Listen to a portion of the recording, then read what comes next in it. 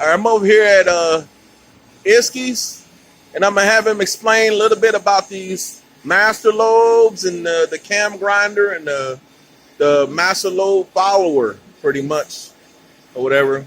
Now, what are these over here, Tim? Okay, so these are what we call masters or plate masters, and what they are is they're basically a big lobe, and they come in all different shapes and sizes, basically different lifts, different durations. Like, for example, okay, if I were to lay this one on top of this one and line it up,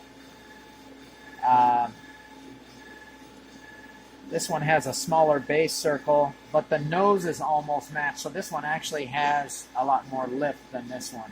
Yeah. And a lot more duration. But they come in different lifts, different durations. And so the machine basically takes this and copies it onto the cam. And you could actually, if you had a one-to-one cam grinder, you could have basically the cam you wanted to copy over here going against an idler wheel, and then your cam that you're grinding over here, and it would just be a one-to-one. Give me one of that one on top. So you telling me, yes, when you get a custom cam made, right? This is what you got to make first. Got to make this. Yeah, this is what I explained to them. You have to make this first. You got to pay for this first, right? Here's the master mounted on the machine, and so right now we have this here is the master. And then here's the idler wheel that it runs against. Yeah. So right now, like if we turn it right here, it's not making any contact with the idler wheel, and see the cam is just spinning.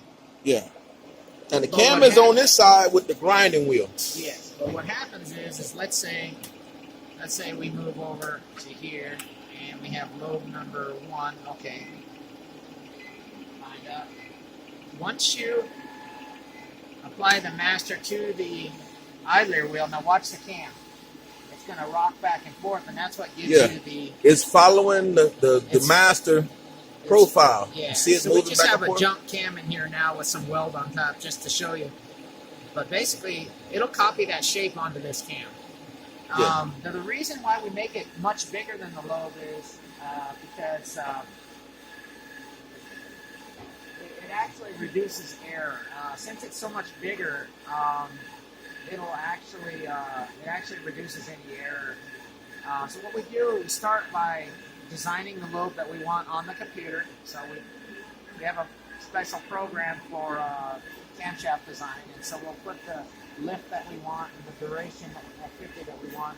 When we get all the curvature and velocity and acceleration and everything looking good, we then tell it the geometry of the machine that we're going to make, and that just means the size of our idler wheel. We have to take into consideration the diameter of this wheel, the diameter of the master that we want, and then from the center of the rocker bar to the center of our camshaft right here, and grinding wheel diameter. And once we get all that inputted, it'll calculate automatically the shape that this master needs to be. So this master isn't actually the exact shape of that lobe, but it's much bigger, and it's actually compensates for any grinding geometry that we have. And so basically, when it's all said and done, we're going to get what we designed on the computer. We'll get it right here at the grinder. And so, so let's say we have lobe number 1. When we go to the next lobe here, we'll just, the pin will fall in there. Now, the second lobe is now lined up with the master.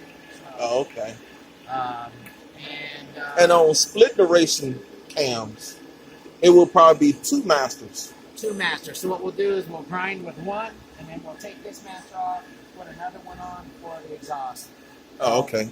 Now, why does it have this weld on there? Let's explain to that. This one here is junker, but basically what we do is we start with something like this.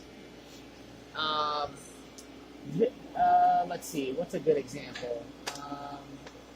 This one's almost finished. Here's a stock Predator cam that's been lying around. It's a little rusty, but that's got a stock profile on it. But see, we can also buy them without any profile on them. They're just cast. Yeah. And so I like to start with these only because they haven't had any wear and tear on the bearings or anything while they're in the engine. They're brand new. And just the bearings come in finished, and then we have plenty of material here to work with. But still, when you get into higher spring pressures and things like that, it'll wear these out. So yeah. The stock cams are fine with the light spring pressure. You don't have to weld them or anything. But we end up having to add weld to these things. So something like that one. Yeah. So a couple of reasons we add weld. Number one, so that they don't wear out. We put a harder material on it. Yeah. And number two, sometimes there's not enough material on here to clean up with the high lift profile, so we have to actually add material. So there's a couple of reasons why we do it.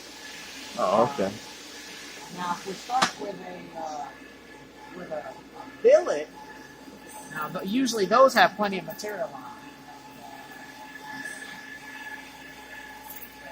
For example,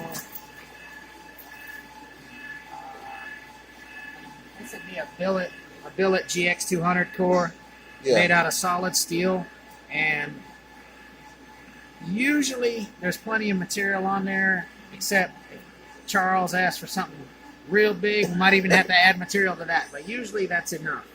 Yeah. And they're usually fat enough to where we can probably put any lobe center they want and still not have to add material. But every once in a while you still have to add some. But, so yeah.